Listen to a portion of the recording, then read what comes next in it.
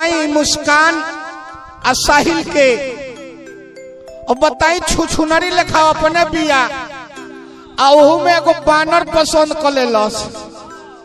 बताई इतना सुंदर राजकुमार भगवान समान पति छोड़ के और एगो चुड़की बांधे वाला लौंडा लेखा वो भगवान के पति के 15 टुका काट के ड्राम में भर के दिमाग देखी कि सीमेंट डाल के ओकरा के पैक कर दिलस, ढलाई कर दिलस। बताई तक कसाई से बदतर भी आई मेहरारू। एगो नारी होके पूरा दुनिया के नारी के अपमानित करती आई मेहरारू।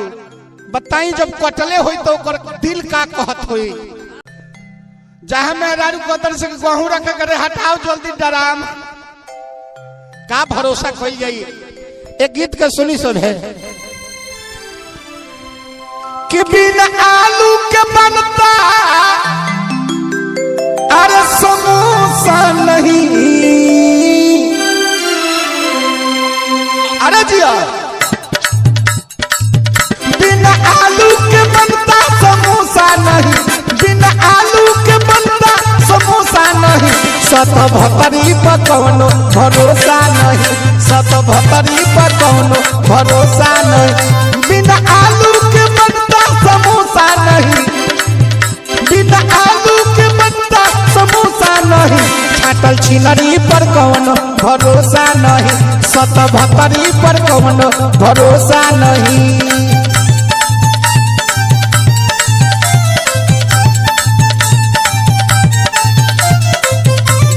मुस्कान हिनवा पे हलो धिनकार होता है।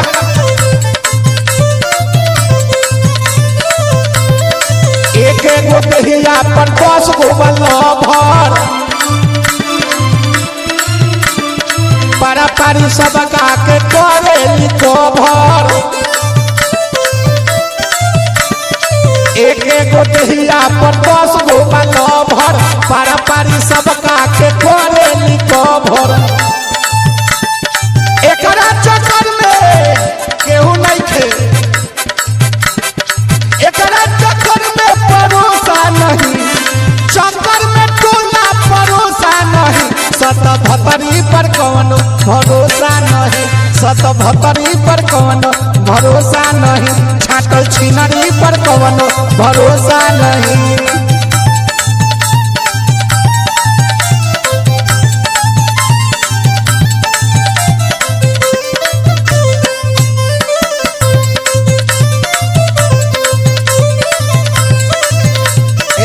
भैया का विश्वास कई जाओ जी।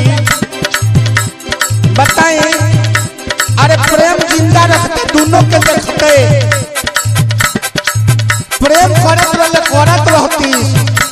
बताई तोरा काट के भसियौला के का जरूरी रहे रे मुस्कानावा। अपने में हरिया भइली कसाई,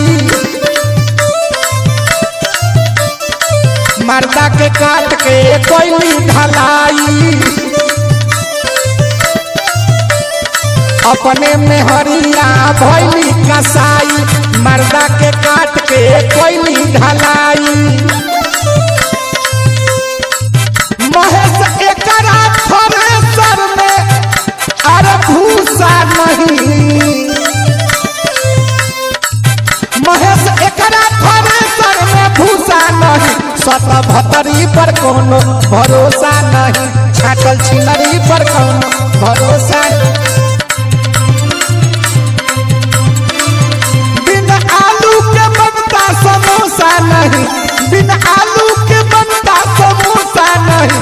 सत भतरी पर कौनो भरोसा नहीं, छाटल छिलरी पर कौनो भरोसा नहीं। सत भतरी पर कौनो भरोसा नहीं।